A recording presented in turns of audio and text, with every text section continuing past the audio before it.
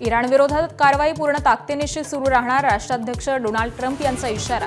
Japan आणि चीनला मदत करण्याचंही ट्रम्प यांचं आवाहन.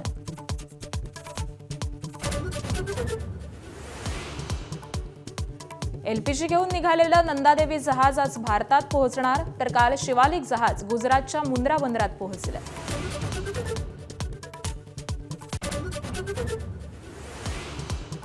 पाकिस्तानच्या काबूलमधल्या रुग्णालयावरील हल्ल्यामध्ये 400 ठार झाल्याचा तालिबान्यांचा दावा. 250हून अधिक जखमी असाही दावा. पाकिस्तानकडून मात्र इन्कार.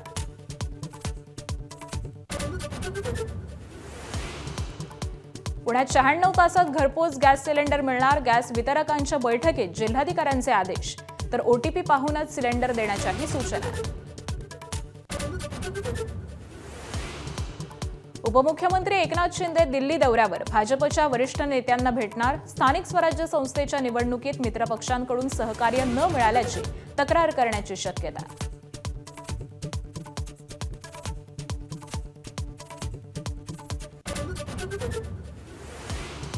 राज्य सहकारी बँक घोटाळ्याची फाईल बंद. सुनेत्रा पवार, रोहित पवारांना दिलासा. आरोपींकडून कोणताही अप्रामाणिकपणा, फसवणुकीचा हेतू आढळला नाही. विशेष न्यायालयाचा क्लोजर रिपोर्ट स्वीकारताना निर्वाळा. जितेंद्र आव्हाडांनी छत्रपती शिवरायांबद्दल केलेल्या वक्तव्यानं विधानसभेत राडा. आव्हाडांचं निलंबन करावं, सत्ताधाऱ्यांची मागणी. अखेर आव्हाडांकडून माफी.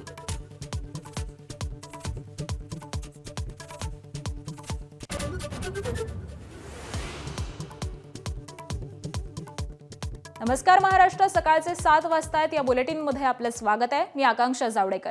बुलेटिनची सुरुवात करूयात. बातमी आहे मीरा भाईंदरमधून. मीरा भाईंदरमधील पंडित भीमसेन जोशी रुग्णालयामध्ये अतिदक्षता विभागामध्ये उपचार घेत असलेल्या 89 वर्षीय सुहासिनी माटेकर यांच्या हाताला उंदरानं कुरतडल्याची भीषण घटना समोर आली होती. दुर्दैवानं उपचारादरम्यान काल संध्याकाळी या महिलेचा मृत्यू झालाय. रुग्णालय प्रशासनाच्या निष्काळजीपणामुळे एका वृद्ध महिलेला जीव गमवावा लागल्यामुळे संताप व्यक्त केला जातोय. या घटनेनं रुग्णालयाच्या कारभारावरती प्रश्नचिन्ह देखील उपस्थित केलं जात आहे. कालची ही संपूर्ण घटना आहे. मीरा भाईंदरमधील पंडित भीमसेन जोशी रुग्णालयामध्ये अतिदक्षता विभागामध्ये हा सगळा प्रकार घडलेला आहे आणि याच संदर्भामध्ये आपण अधिक माहिती जाणून घेऊयात. प्रभाकर कुडाळकर आमचे प्रतिनिधी सध्या आपल्या सोबत आहेत. प्रभाकर, खरं तर अतिशय गंभीर असं प्रकरण आहे. एका रुग्णालयामध्येच उंदीर चावल्यामुळे एका रुग्णाचा मृत्यू झालेला आहे. प्रशासनाकडून नेमकं काय सांगण्यात आलेलं आहे? कारण तिकडे मनसे आणि शिवसेनेचे सगळे कार्यकर्ते हे देखील काल आक्रमक झाल्याचं आपण पाहिलेलं आहे. सध्या प्रशासनाकडून काय नेमकं स्पष्टीकरण देण्यात आलेलं आहे आणि आता काय उपाययोजना सुरू आहेत? नक्कीच कालची जी घटना आहे ही दुर्दैवी आणि संतापजनक आहे. कारण की मीरा भाईंदर मधलं हे शासकीय रुग्णालय होतं आणि या ठिकाणी ही घटना घडल्यामुळे काल तर संतापच आलेला प्रत्येक नागरिकांच्या मनामध्ये. मात्र यावर जे महापौर आहेत डिंपल मेहता आणि ज्या जिल्हा तडवी जे आहेत यांनी स्पष्ट भूमिका केलेली आहे की याच्यामध्ये चौकशी नेमणार आहे. आणि जी परिचारिका त्या ठिकाणी नेमण्यात आली होती तिने रात्रीच्या वेळेस ही घटना का नाही कळली, कारण की अतिदक्षता विभागामध्ये जे एक परिचारिका असते, सिस्टर असते, ती नेहमी तैनात असते आणि मग तिच्या हे लक्षात कसं नाही आलं. यावर आता जे पूर्णपणे चौकशी आहे ही मीरा भाईंदर महानगरपालिका करणार आहे आणि याच्यामध्ये जे दोषी असतील त्याच्यावर कारवाई करणं असे स्पष्ट संकेत दिलेले आहेत. आकांक्षा, अगदी धन्यवाद प्रभाकर या सविस्तर माहितीसाठी.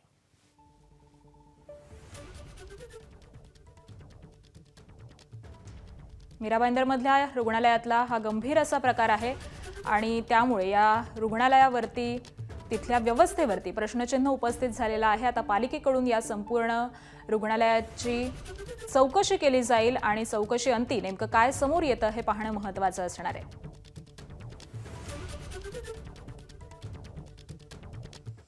आणि यानंतर आताची एक ब्रेकिंग बातमी पाहूयात. पतीनं पत्नीला धावत्या लोकल समोर ढकललेला आहे आणि यामध्ये पत्नीचा मृत्यू झालेला आहे.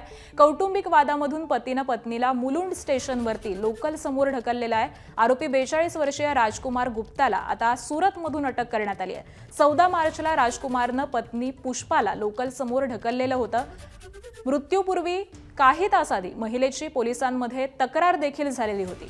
तर मुलुंडमधली ही संपूर्ण घटना आहे। 42 वर्षीय राजकुमार गुप्ता यानं आपल्या पत्नीला लोकल समोर ढकललेलं आहे, ज्यामध्ये लोकल समोर आल्यामुळे तिचा मृत्यू झालेला आहे आणि त्यानंतर राजकुमार गुप्ताला आता सुरतमधून अटक करण्यात आलेला आहे। कौटुंबिक वादामधून हा संपूर्ण प्रकार घडल्याचं सध्या समोर येत आहे आणि याच संदर्भामध्ये अपडेट देतात आमचे प्रतिनिधी सूरज सावंत। सूरज, 14 तारखेचा हा नेमका प्रकार आहे, कशा पद्धतीने या आरोपीला अटक करण्यात आलेली आहे, काय नेमकं कारण होतं?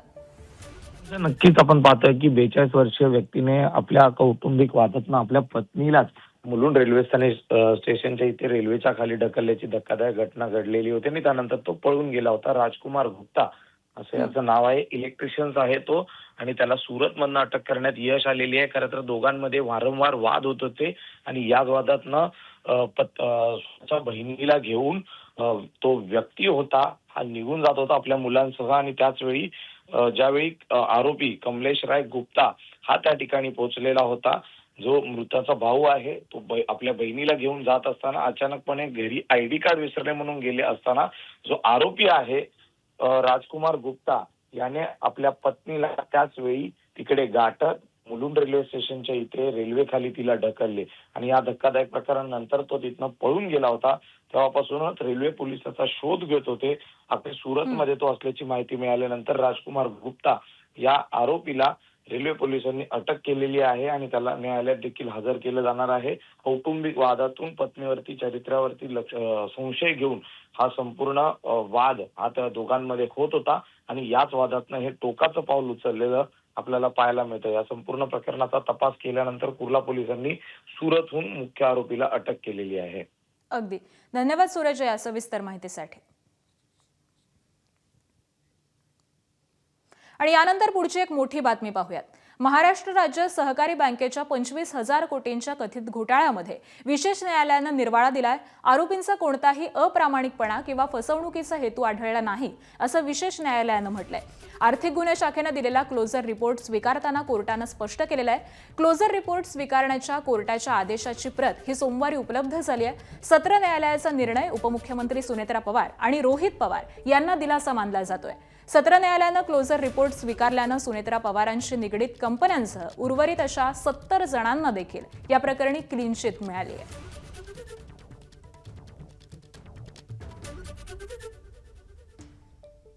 तर कोर्टाच्या आदेशामध्ये नेमकं काय म्हणण्यात आलेलं आहे आपण ग्राफिक्सच्या माध्यमातून एक नजर टाकूयात। आरोपींचा अप्रामाणिकपणा किंवा फसवणुकीचा हेतू आढळला नाही असं कोर्टानं म्हटलेलं आहे। प्रक्रियेतल्या त्रुटी किंवा अनियमितता यांचं गुन्ह्यात रूपांतर करता येत नाही। संचालक कर्मचाऱ्यांनी कोणताही गैरफायदा घेतल्याचं दिसून येत नाही। संचालकांमध्ये पूर्वनियोजित संगनमत किंवा करार झाल्याचं दिसून येत नाही। सार्वजनिक कर्मचाऱ्यांकडे सोपवलेल्या मालमत्तेचा स्वतःच्या वापरासाठी अपहार केल्याचे पुरावे नाहीत। आतापर्यंत 850 कोटी रुपये वसूल तर उर्वरित रक्कम ही वसुलीची प्रक्रिया सुरू आहे। नाबार्डच्या काही निर्देशांचं पालन न झाल्यानं तो सज्ञेय गुन्हा होत नाही। व्यक्तिगत कर्ज वितरित केली नाहीत, बँकेनं दिलेली कर्ज गहाण ठेवून सुरक्षित करण्यात आली। तर आपल्या आदेशामध्ये कोर्टानं हे सगळं नमूद केलेलं आहे। आणि यानंतर पुढच्या बातमीकडे वळूयात। राज्यामध्ये गॅसचा तुटवडा जाणवत असल्यानं अन्न आणि नागरी पुरवठा मंत्री छगन भुजबळ यांनी रॉकेलचा पुरवठा करण्याचा निर्णय हा जाहीर केलाय। राज्यामध्ये उज्ज्वला गॅस योजना कार्यान्वित करण्यात आल्यामुळे राज्य रॉकेल मुक्त करण्यात आलेलं आहे। उच्च न्यायालयाच्या नागपूर खंडपीठानं देखील रॉकेल वापरावरती याआधी स्थगिती दिलेली होती आणि त्यामुळे सध्याच्या युद्धजन्य स्थितीमध्ये नागरिकांना रॉकेल पुरवठा करणं हे आवश्यक असल्याचं सरकारकडून 11 मार्चला खंडपीठात सांगण्यात आलं। सोमवारी राज्यातील जिल्हा पुरवठा अधिकाऱ्यांची वरिष्ठ अधिकाऱ्यांसह व्हिडिओ कॉन्फरन्सिंगद्वारे बैठक झालेली आहे। त्यामध्ये रॉकेल वाटपाच्या तयारीचा आढावा घेण्यात आला। रेशन दुकानातून रॉकेल वाटपामध्ये काय अडचणी येऊ शकतात यावरती देखील चर्चा करण्यात आली। त्याबरोबरच ऑइल कंपन्यांच्या माध्यमामधून रॉकेल वाटप शक्य आहे का यावरती देखील प्रशासकीय पातळीवरती चाचपणी सुरू आहे। रॉकेल वाटपाबाबत राज्य सरकार नियमावली करत असून पुढचे 2 ते 3 दिवसांमध्ये प्रत्यक्ष वाटप हे सुरू होण्याची शक्यता वर्तवली जाते।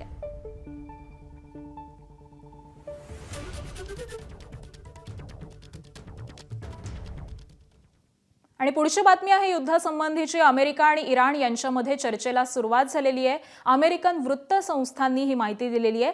ट्रम्प यांचे विशेष दूत विटकॉफ यांची इराणच्या परराष्ट्र मंत्र्यांशी चर्चा झालेली आहे. अमेरिकन लष्कराच्या हवाल्यानं अमेरिकन वृत्त संस्थेने ही बातमी दिलेली आहे. तर इराणचे परराष्ट्र मंत्री अराक्ची यांनी हे वृत्त मात्र फेटाळून लावलेलं आहे.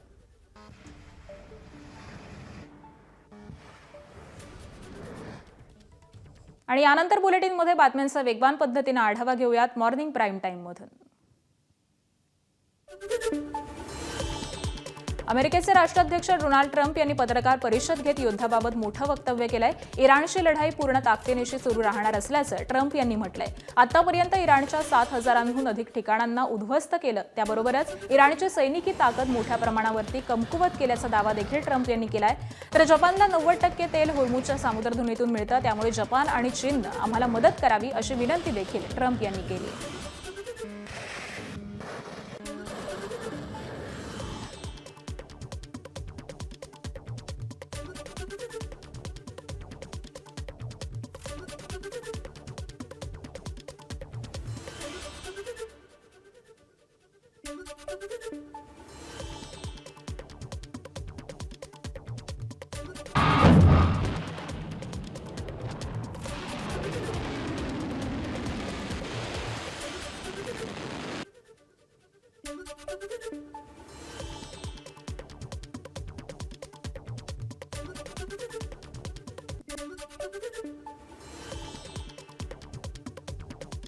युद्धाची भाषा करणाऱ्या ट्रम्प यांना आता त्यांचीच युद्धखोरी ही महागात पडताना दिसते. ट्रम्प यांनी जागतिक तेल पुरवठ्यावरती परिणाम होऊ नये म्हणून काही देशांना संयुक्त नौदल पेट्रोलिंग करण्याचा प्रस्ताव दिला. प्रामुख्याने होर्मुझच्या सामुद्रधुनीत गस्त घालण्याचा ट्रम्प यांचा प्रस्ताव आहे. मात्र ऑस्ट्रेलियानं हा प्रस्ताव साफ धुडकावलाय.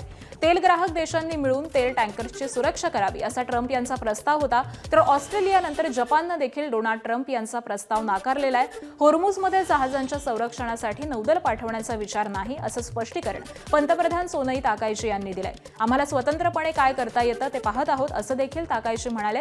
त्यामुळे ट्रम्प यांची मोठी कोंडी झालेली आहे. तर त्याचवेळी ट्रम्प यांनी चीनचे राष्ट्राध्यक्ष शी जिनपिंग यांना देखील इशारा दिलाय. होर्मुझची सुरक्षा करण्यामध्ये मदत केली नाही तर शी जिनपिंग यांच्यासोबत होणारी बैठक ही पुढे ढकलण्याचा इशारा ट्रम्प यांनी दिलाय. यावरती चीनच्या परराष्ट्र मंत्रालयानं देखील प्रतिक्रिया दिली आहे. दोन्ही देशांच्या नेत्यांमधील चर्चा महत्त्वाची असते. त्याबरोबरच ट्रम्प यांच्या भेटीच्या मुद्द्यावरती चर्चा ही अद्यापही सुरू असल्याचं चीननं म्हटलंय. चीन पुन्हा सर्वांना आवाहन करतो की तातडीनं लष्करी हालचाली थांबवाव्यात आणि तणाव कमी करण्यासाठी चीन कटिबद्ध असल्याचं देखील चीनच्या परराष्ट्र मंत्र्यांनी म्हटलेलं आहे. एकीकडे तोंडघशी पडलेल्या ट्रम्प यांनी नाटो देशांना मात्र कठोर इशारा दिलाय. इराण विरोधातील संघर्ष आणि होर्मुझ सामुद्रधुनीतील सुरक्षेसाठी नाटो देशांनी अमेरिकेसोबत उभं राहिलं पाहिजे असा ट्रम्प यांचा आग्रह आहे. त्याबरोबरच नाटो देशांनी सहकार्य केलं नाही तर त्यांच्या सुरक्षेवरती आणि भविष्यातील संबंधांवरती परिणाम होऊ शकतो असा इशारा देखील त्यांनी दिलेला आहे. सहकार्य न केल्यास या देशांचं भविष्य हे वाईट असेल असा ट्रम्प यांनी दावा केलाय. जगातील तेल वाहतुकीचा मोठा भाग हा होर्मुझच्या सामुद्रधुनीतून जात असल्यामुळे त्याची सुरक्षा ही अत्यंत महत्त्वाची असल्याचं ट्रम्प यांनी नमूद केलंय.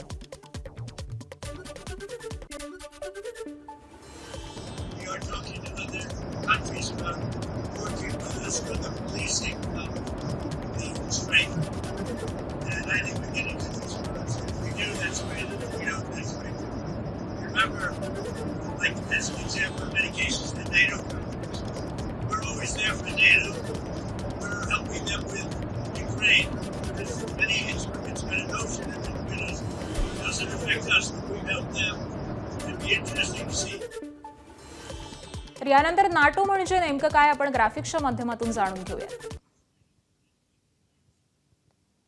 एकमेकांच्या सुरक्षेसाठी एकत्र काम करणारी अमेरिका युरोपमधील देशांची ही लष्करी संघटना आहे. दुसऱ्या महायुद्धानंतर युरोप उत्तर अमेरिकेतील देशांकडून परस्पर संरक्षणासाठी हिची स्थापना करण्यात आली. एखाद्या सदस्य देशावरती हल्ला झाल्यास तो सर्व देशांवरती हल्ला मानला जातो. सध्या नाटोमध्ये 30 पेक्षा जास्त सदस्य देश आहेत. America, England, France, Germany, Italy, Canada, Spain, Turkey, Poland, Netherland, Norway आणि ग्रीस याच्यासह अनेक देशांचा यामध्ये समावेश आहे.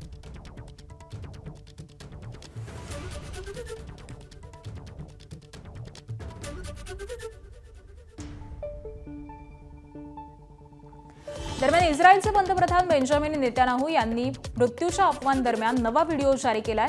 साधारण 90 सेकंदांचा हा व्हिडिओ त्यांनी सोशल मीडियावरती पोस्ट केलाय. यापूर्वी रविवारी देखील त्यांनी कॉफी पितानाचा एक व्हिडिओ शेअर केला होता. त्या व्हिडिओमध्ये त्यांनी आपल्या मृत्यूबाबतच्या अफवांची खिल्ली उडवलेली होती.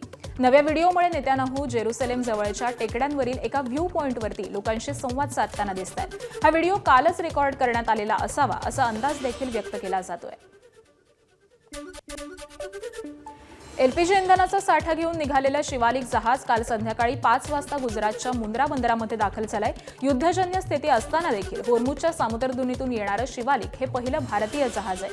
शिवालिक पाठोपाठ आज नंदादेवी हे जहाज साधारण 46,000 एलपीटी घेऊन भारतामध्ये दाखल होणार आहे. नंदादेवी जहाज आज दुपारी 2 वाजताच्या सुमारास जामनगरच्या वाडीनार या बंदरावरती पोहोचेल.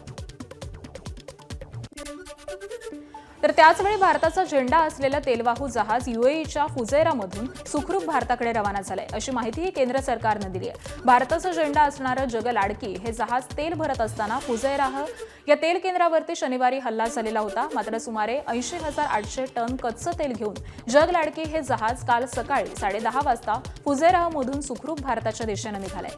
पश्चिम आशियातील युद्धग्रस्त भागामधून सुखरूप येणारं हे 4थं भारतीय जहाज आहे. नागपुरात महापौर आणि उपमहापौरांच्या पदग्रहणावरती 16 लाख रुपये खर्च करण्यात आलेत. कोणत्याही प्रकारचे निविदा न काढता 16 लाख रुपयांची उधळपट्टी करण्यात आलेली आहे. तर पदग्रहण झाल्यावरती आता स्थायी समितीची कार्योत्तर मंजुरी घेण्याचा प्रयत्न हा सुरू झालाय. स्टेज उभारणी, मंडप, पाणी, चहा, भोजन व्यवस्थेवरती 16 लाख इतका खर्च आलेला आहे. नुसत्या फुलांच्या सजावटीवरती 2.5 लाख रुपये खर्च केलेले आहेत. तर 4,44,000 रुपये खर्च करून 1,500 लोकांना मेजवानी देखील देण्यात आली आहे.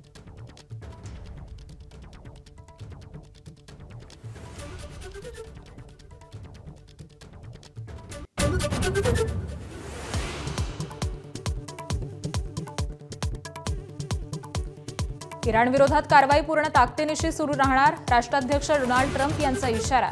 जपान आणि चीनला मदत करण्याचंही ट्रम्प यांचं आवाहन.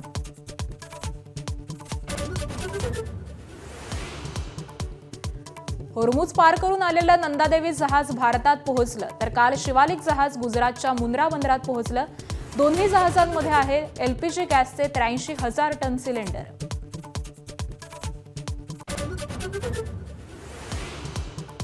पाकिस्तानच्या काबूलमधल्या रुग्णालयावरील हल्ल्यामध्ये 400 ठार झाल्याचा तालिबान्यांचा दावा.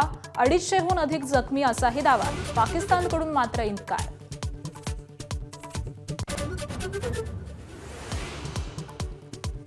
पुण्यात 96 तासात घरपोच गॅस सिलेंडर मिळणार. गॅस वितरकांच्या बैठकीमध्ये जिल्हाधिकाऱ्यांचे आदेश. तर ओटीपी पाहूनच सिलेंडर देण्याचीही सूचना.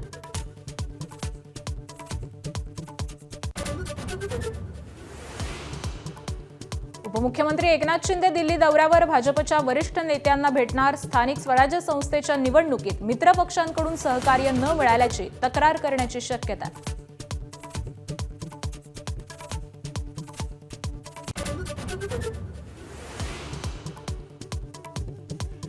भाजप आमदार नरेंद्र मेहतांच्या अडचणीत वाढ होण्याची शक्यता. भूखंड लाटल्याचा आणि करोडो रुपयांची स्टॅम्प ड्युटी लाटल्याचा नाना पटोलेंचा आरोप. महसूल मंत्री चंद्रशेखर बावनकुळेंच्या पत्रावर मेहतांचा भूमाफिया असा उल्लेख.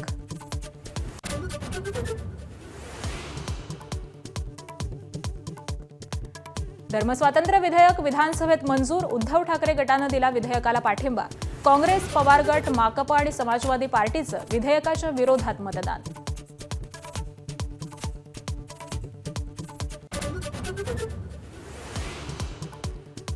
राज्य सहकारी बँक घोटाळ्याची फाईल बंद. सुनेत्रा पवार, रोहित पवारांना दिलासा. आरोपींकडून कोणताही अप्रामाणिकपणा, फसवणुकीचा हेतू आढळला नाही. विशेष न्यायालयाचा क्लोजर रिपोर्ट स्वीकारताना निर्वाळा. नागपुरात महापौर उपमहापौरांच्या पदग्रहणावरती 16 लाख रुपयांचा खर्च. कोणत्याही प्रकारचे निविदा न काढता उधळपट्टी. स्टेज उभारणी, मंडप, पाणी, चहा, भोजन व्यवस्थेवरती खर्च.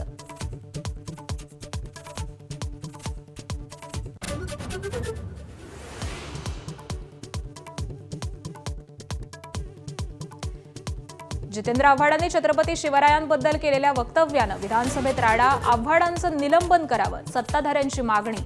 अखेर आव्हाडांकडून माफी.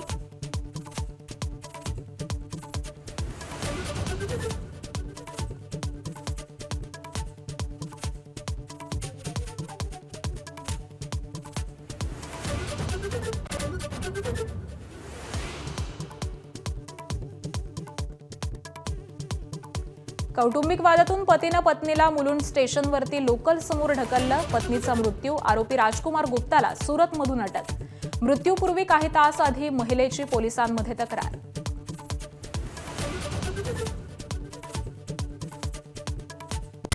Headlines brought to you by Chitale Bandhu. Headlines नंतर बुलेटिनमध्ये आपलं पुन्हा एकदा स्वागत आहे आणि सुरुवातीलाच एक दिलासादायक बातमी पाहूयात. होर्मुझ पार करून आलेलं नंदादेवी जहाज हे भारतामध्ये पोहोचलेलं आहे.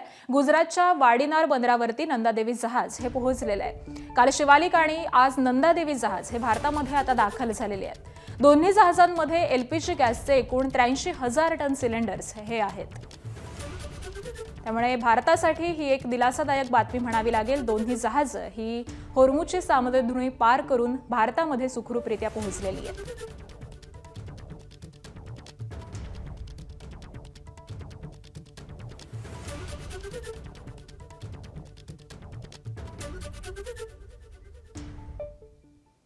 पुढची बातमी पाहूयात. मीरा भाईंदरचे भाजपा आमदार नरेंद्र मेहता यांच्या अडचणीमध्ये आता वाढ होण्याची शक्यता आहे. नरेंद्र मेहता यांच्यावरती भूखंड लाटल्याचा आणि कोट्यवधींची स्टॅम्प ड्युटी ही लाटल्याचा आरोप होतोय.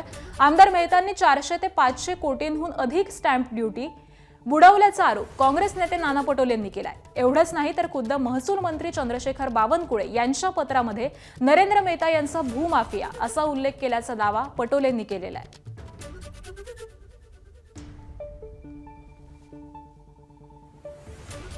नाना पटोले आपल्यासोबत आहेत. नाना, खरं तर तुम्ही अनेक आरोप केलेत सभागृहामध्ये, काही पत्र सुद्धा तुमच्याकडे आहेत. काय नेमके हे आरोप आहेत? मी भूमाफिया त्यांना याच्यासाठी म्हणतो की स्वतः महसूल मंत्र्यांनी सुद्धा त्यांना भूमाफिया असं त्यांना उल्लेख केलेला आहे. भूमाफिया नरेंद्र लालचंद मेहता यांच्यावर ज्या काही तक्रारी झाल्या त्या तक्रारीच्या बाबतचा उल्लेख स्वतः भाजपच्याच राज्याच्या महसूल मंत्र्यांनी भाजपच्याच आमदाराला त्या पद्धतीचं उल्लेख केलेला आहे. इथं प्रश्न निर्माण होतो की भाजप अशा भूमाफियांना, लोकांच्या जमिनी हडपणाऱ्या, शासनाच्या तिजोरीवर डल्ला मारणाऱ्या अशा व्यक्तीला भाजपचा आमदार बनवून भाजप नेमकं काय साध्य इच्छितो? तर याचा अर्थ असा होऊ शकतो की नरेंद्र मेहतासारखे लोक भाजपमध्ये अनेक आहेत. ते शासनाच्या तिजोरीवर डल्ला मारतात सत्तेच्या भरोश्यावर. हा त्याचा प्रश्न या निमित्तानं प्रश्न निर्माण झालेला आहे.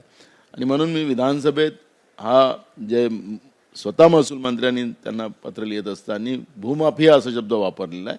आणि म्हणून आता आम्ही त्याला विधानसभेत त्याच दृष्टिकोनातून म्हणेल. आणि जेवढ्या लोकांच्या, आणि याच्यामध्ये मला जी माहिती मिळालेली आहे की स्वतः POMमधून मुख्यमंत्र्यांना फोन आलेला आहे आणि ह्या सगळ्या कारवाया कराव्यात अशी त्या पद्धतीच्या सूचना दिलेल्या आहेत. आता मुख्यमंत्री हे सगळं प्रकरण दाबते का की त्याच्यावर कारवाई करते? इव्हन त्यांचं सदस्यत्व सुद्धा रद्द होऊ शकतं आणि मग मुख्यमंत्री त्यांचं आमदारकीचं सदस्यत्व रद्द करणार का? हा पण प्रश्न आम्ही या निमित्तानं निर्माण करू. पुढच्या बातमीकडे वळूयात. मुंबईतील अर्थसंकल्पीय अधिवेशन सोडून शिंदे हे तातडीनं दिल्लीला गेल्यामुळे विविध चर्चा रंगू लागल्यात. यामध्ये प्रामुख्यानं मागील 3 आठवड्यां निवडणुकांमध्ये मित्रपक्षांकडून विविध ठिकाणी न मिळालेलं सहकार्य आणि त्यामुळे पक्षाचे अनेक उमेदवार हे पराभूत झाले. याचा अहवाल देखील पक्षांतर्गत बनवण्यात आलेला होता. हा अहवाल शिंदेंकडून भाजपच्या वरिष्ठ नेत्यांकडे ठेवला जाण्याची शक्यता ही वर्तवली जाते. दरम्यान दिल्ली दौऱ्यावरती असलेल्या उपमुख्यमंत्री एकनाथ शिंदेंची काल शिवसेना खासदारांसोबत बैठक झाली आहे. श्रीकांत शिंदेंच्या निवासस्थानी खासदार श्रीरंग बारणे, नरेश म्हस्के, रवींद्र वायकर, उन्मेष पाटील या बैठकीला उपस्थित होते. त्याबरोबरच आज सुप्रीम कोर्टामध्ये शिवसेना पक्ष आणि चिन्ह याबाबत सुरू असलेल्या न्यायालयीन लढ्याचा आढावा हा एकनाथ शिंदे वकिलांकडून घेणार असल्याची माहिती ही सध्या मिळतेय.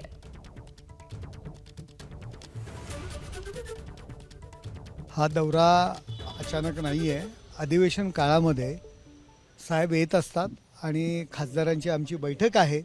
खासदारांनी बजेटच्या सत्रामध्ये महाराष्ट्रासंदर्भातले जे काही विषय आहेत, कशा पद्धतीने जास्तीत जास्त आर्थिक तरतूद कशी करता येईल या संदर्भात खासदारांसमवेत बैठक आहे आणि त्याकरता साहेब आलेले आहेत.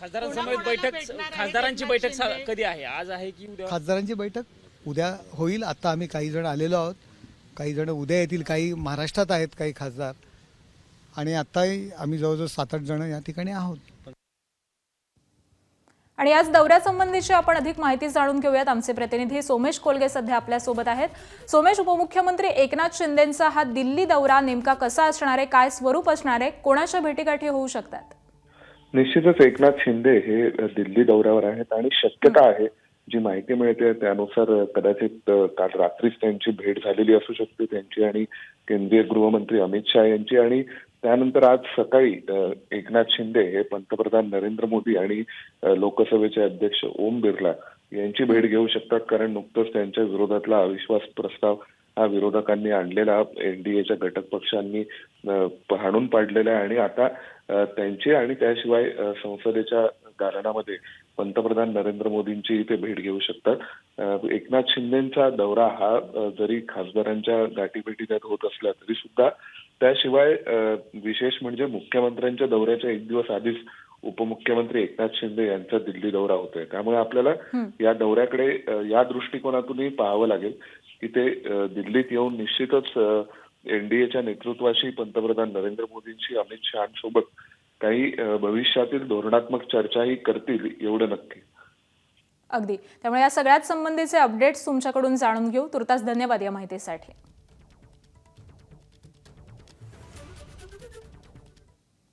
आणि यानंतर पुढची धक्कादायक बातमी येते पुण्यामधून. पुण्यामध्ये पुन्हा एकदा कोयता गँगकडून एका तरुणाची हत्या करण्यात आलेली आहे. 3 तरुणांनी एका तरुणावरती कोयत्यानं वार करत त्याची हत्या केलेली आहे. सिंहगड रोड पोलीस स्थानकाच्या हद्दीमध्ये ही सगळी घटना घडली आहे. करण गिरीश काशीद असं हत्या झालेल्या या तरुणाचं नाव आहे. त्याचं वय 19 वर्ष इतकंच होतं. जुन्या वादामधून खून केला असल्याची पोलिसांची सध्या माहिती आहे. आरोपींना ताब्यामध्ये घेण्यासाठी पोलिसांची पथकही आता रवाना केली असल्याची वरिष्ठ पोलीस निरीक्षकांनी माहिती दिलेली आहे. पुण्यातल्या सिंहगड रोड परिसरातली ही संपूर्ण घटना आहे. सिंहगड रोड पोलीस स्थानकाच्या हद्दीतली ही घटना आहे. करण काशीद या तरुणाचा खून झालेला आहे. कोयत्यानं वार करत त्याची हत्या करण्यात आलेली आहे. त्यामुळे पुन्हा एकदा पुण्यामध्ये कोयता गँगकडून एका तरुणाची हत्या करण्यात आली आहे.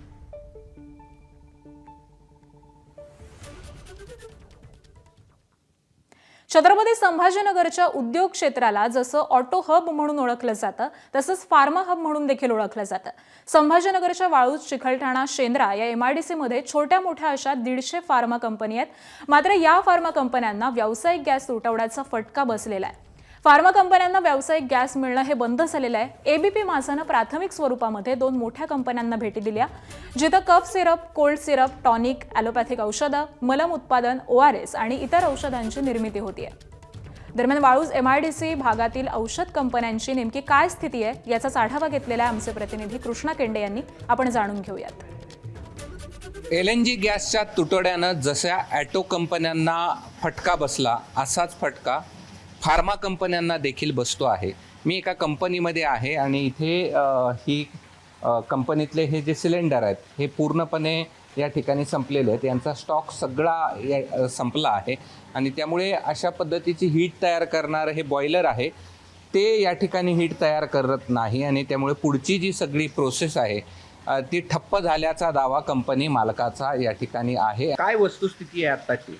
ॲक्च्युली ना कंपनीची सगळी जी मॅन्युफॅक्चरिंग प्रोसेस आहे ती हे स्टीमवर चालते आणि स्टीम जनरेट करण्यासाठी बॉयलर आहे. आमच्याकडे फक्त गॅसवर चालणारच बॉयलर असल्यामुळं आमच्याकडे स्टीम करायचा दुसरा कोणताही पर्याय नाही आणि ही स्टीम आल्याशिवाय कोणतीही बॅच तयार होत नाही. माझ्याकडे सध्या 10 लाखापेक्षा जास्त ऑर्डर आहे आणि मी 4-5 लाख तर ऑर्डर सोडून दिल्या, म्हणजे त्या रिफ्यूज केल्या. आजच्या घडीला लोक इथे येऊन बसलेले मालासाठी, पण माल देता येत नाही आणि स्टीम शिवाय मला काहीच करता येत नाही कारण सगळी कंपनी बंद आहे. पूर्ण कंपनी बंद आहे. आता फक्त पॅकिंग चालू आहे. कालपर्यंत जेवढं गॅस होता माझ्याकडे तो आज संपलेला आहे. त्याच्यामुळे आता बॅच घेण्याचं काम बंद आहे. फक्त पॅकिंगसाठी थोडंसं 5-10 हजार बाटल्या मी बनवू शकतो. याच्या म्हणजे पॅक करू शकतो, बनवू तर काही शकत नाही. आता कोणत्याही प्रकारे माझ्याकडे नवीन बॅच घ्यायला गॅसच नाही आहे आणि गॅसशिवाय काही पर्यायच नाही. बॉयलरमधून गॅस या ठिकाणी येतो आणि हे सगळं कसं ठप्प आहे हे आपण ॲक्च्युली बॉयलरमधून जी स्टीम असते ती स्टीम या ठिकाणी येते आणि ही स्टीम जी असते या स्टीमनी ह्या ठिकाणी आमची प्रोसेस आहे ना, हे जे प्रोडक्शन होतं याच्यात काही मटेरियल असतात, हे गरम करण्याची प्रोसेस असते. याला हे जॅकेटेड आहे आणि हे जॅकेटेड टँकमध्ये ह्या प्रोसेसनी आमचे मॅन्युफॅक्चरिंग होते. म्हणजे कप सिरप जर बनवायचं असेल, कोल्ड सिरप बनवायचं असेल तर त्याला जी हॉट प्रोसेस आहे ह्या टाक्यामधून होते आणि ह्या टाक्याला सगळ्या बाजूनी हे गॅसचे कनेक्शन लावलेले आहे म्हणजे स्टीमचे. आणि या स्टीमशिवाय हे टाकीत काहीच करता येत नाही. आता हे पूर्ण ठप्प आहे, पूर्णपणे बंद आहे. किती फटका बसलाय ओव्हरऑल फार्मा कंपन्यांना? आता किती कंपन्या आहेत या ठिकाणी 22-23 कंपन्या आहेत सध्या औरंगाबादमध्ये आणि सगळ्या कंपन्याला फटका बसलेला आहे. आता माझं सगळ्यांशी बोलणं झालं, प्रत्येक कंपनी ह्या क्रायसिसमध्ये आहे, प्रॉब्लेममध्ये आहे. हा नुसता गॅसचा तर प्रॉब्लेम आहेच आहे, पण बाकीसुद्धा पेट्रोकेमिकलवर चालणारे जे काही प्रोडक्ट आहे जसे की मेजरिंग कप आहे, बॉटल आहे, याचे सगळ्यांचे रेट कमीत कमी 30% वाढलेले आहे. प्रत्यक्ष रुग्णांवर परिणाम होऊ शकेल? 100% रुग्णावर परिणाम होणार आहे. एक तर लोकांना औषधी मिळणार नाही, औषधी मिळाली तर प्रचंड महाग भेटेल, लोक कमी रेटमध्ये विकू शकणार नाही आता औषधी. मुख्य प्रश्न तर मिळणारच नाही आहे, कारण लोक बोलत जरी नसले तरी त्यांनी प्रोडक्शन कमी करून टाकलेलं आहे. वस्तुस्थिती अत्यंत बिकट आहे आणि जसं कानेरे यांनी सांगितलंय की वस्तुस्थिती अशी आहे की कंपन्या या बंद पडलेल्या आहेत आणि काही बंद पडण्याच्या मार्गावर आहेत. काही बॉयलरवर सुरू असल्या तरी त्यांच्या अनेक प्रोसेस ज्या आहेत त्या गॅसमुळे ठप्प आहेत. कॅमेरामन धनंजय दारुंटेसह मी कृष्णा केंडे, ABP माझा, छत्रपती संभाजीनगर. राज्यात एलपीजी सिलेंडर बुकिंगच्या नावाखाली नागरिकांना फसवण्यासाठी बनावट कॉल, मेसेज येण्याचे प्रकार हे समोर येतात. या पार्श्वभूमीवरती नागपूर सायबर पोलिसांची टीम ही सोशल मीडियावरती करडी नजर ठेवून आहे. एलपीजी संदर्भामध्ये सोशल मीडियावरती पसरवल्या जाणाऱ्या अफवांवरती ही सायबर पोलिसांची कडक नजर असून अशा भ्रामक व्हिडिओंना हटवण्याचे काम देखील सायबर पोलिसांकडून सध्या सुरू आहे. आणि यासाठी नागपुरात सायबर पोलिसांनी विशेष टीम गठीत केली आहे. ही टीम सायबर पोलीस स्टेशनमधून सोशल मीडियावरती फिरणाऱ्या अशा सगळ्या फेक आणि लोकांमध्ये भ्रम पसरवणाऱ्या व्हिडिओ आणि पोस्टवरती लक्ष ठेवून असल्याची माहिती हे नागपूर सायबरचे पोलीस उपायुक्त लोहित मदानी यांनी दिलेली आहे. तुम्हाला जर काही एखादा फोन आला जे सांगतात की तुम्हालासाठी जे सिलेंडर्स आहेत ते लवकर डिलिव्हर करणार आहे किंवा या लिंकवर तुम्ही जर क्लिक केला तर सिलेंडरची बुकिंग होणार आहे, ते सगळे फेक आहे. ते तुम्हाला जर असे आलेले आहे तर तुम्ही 1930वर कंप्लेंट करा. नॅशनल सायबर क्राईम रिपोर्टिंग पोर्टलची जे वेबसाईट आहे तिथे तुम्ही कंप्लेंट करू शकतो. आणि तुमचे जर या ठगीमध्ये पैसे गेलेले आहे, काही नुकसान झालेलं आहे तर तुम्ही त्वरित नजदीकचे पोलीस स्टेशन किंवा सायबर पोलीस स्टेशनमध्ये कंप्लेंट करा. घरगुती वापराचा गॅस सिलेंडर मिळवण्यासाठी नागरिकांची गर्दी होत असल्याच्या पार्श्वभूमीवरती पुण्याच्या जिल्हाधिकाऱ्यांनी महत्त्वाचा निर्णय घेतलाय. गॅस वितरकांच्या सोबत सोमवारी झालेल्या बैठकीमध्ये जिल्हाधिकाऱ्यांनी गॅस सिलेंडर बुक झाल्यानंतर 96 तासांच्या आत गॅस सिलेंडर घरपोच करण्याचे आदेश हे गॅस वितरकांना दिलेत.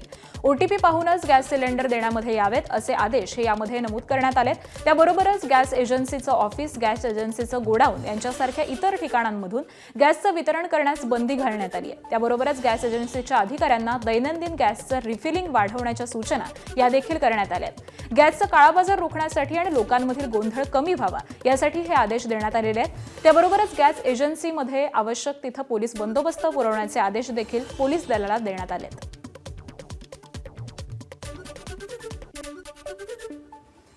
युद्धामुळे सांगली जवळच्या कुपवाड, बामणोली, मिरज या MIDC सह औद्योगिक वसाहतींना आता भीषण गॅस टंचाई जाणवू लागली आहे. गेल्या 10 दिवसांपासून औद्योगिक कमर्शियल गॅसचा पुरवठा विस्कळीत झाल्यामुळे औद्योगिक वसाहतीमधील फोंड्री, इंजिनिअरिंगसह जवळपास 750 उद्योग जर गॅस उपलब्ध झाला नाही तर बंद पडण्याची शक्यता आहे. आणि या टंचाईच्या पार्श्वभूमीवरती औद्योगिक क्षेत्रातील हजारो कामगारांवरती बेरोजगारीची टांगती तलवार आहे. गॅस टंचाईच्या शक्यतेमुळे साधारण 750 उद्योग हे बंद पडण्याची शक्यता ही देखील निर्माण झालेली आहे. कुपवाडमधील MIDC मधील गॅस टंचाईचा आढावा आणि इंडस्ट्रियल असोसिएशनच्या पदाधिकाऱ्यांशी संवाद साधलेला आहे आमच्या प्रतिनिधींनी. पाहूयात.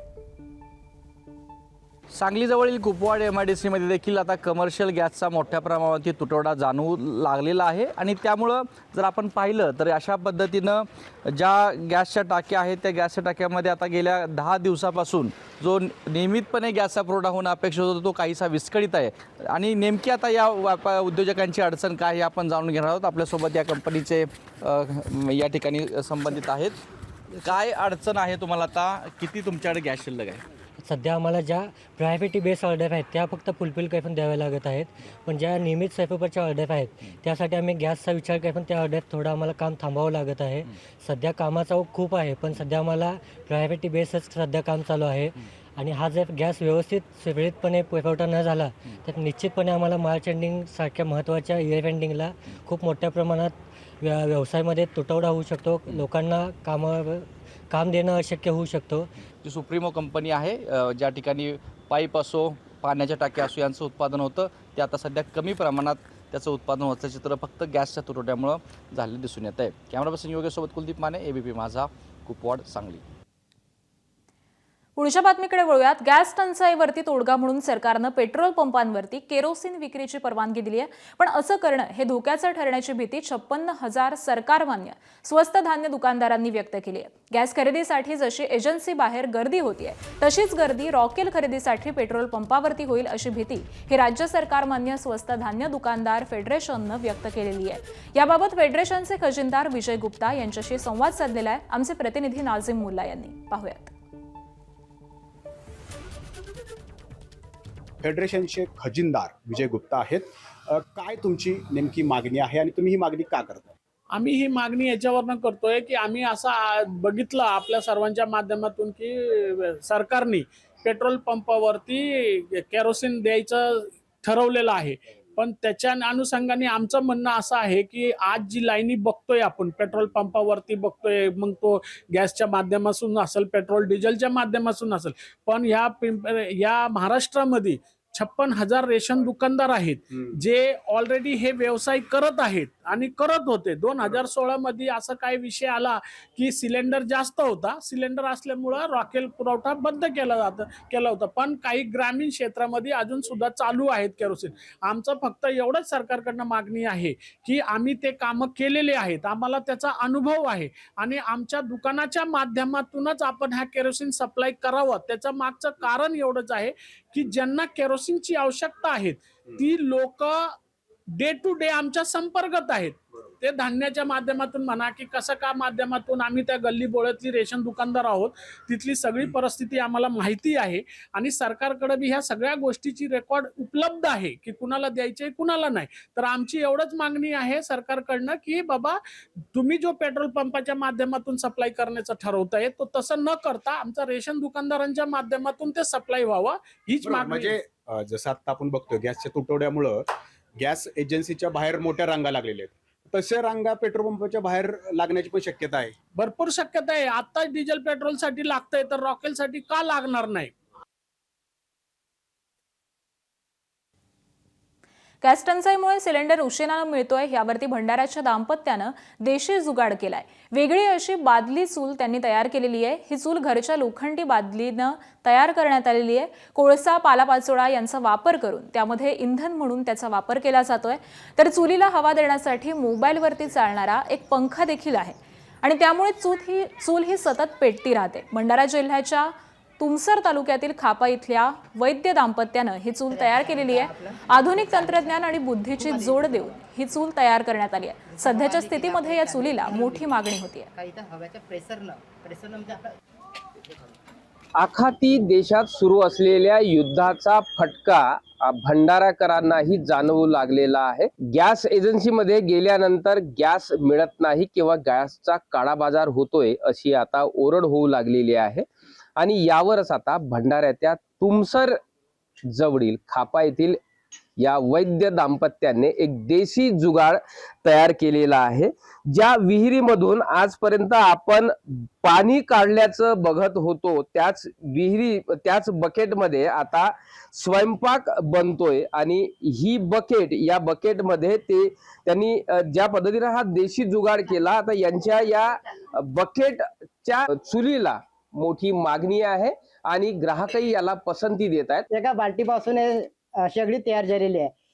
निदान तुम्ही या बाल्टीची आता तर मार्केटमध्ये काही व्हॅल्यू होतीच नाही आहे. मागं माझ्या माईनं असाच ते माझ्या मोठं फुके चुलीलेच, तर मी ते तिच्या पण तो धुवा तिच्या नाकातोंडाचा असतो तो मालिक पसंत होता येतो, तो म्हणून मी सहज एक जुगाड काढला आणि 2-4 शेगडे असं सहजच विकलो मी.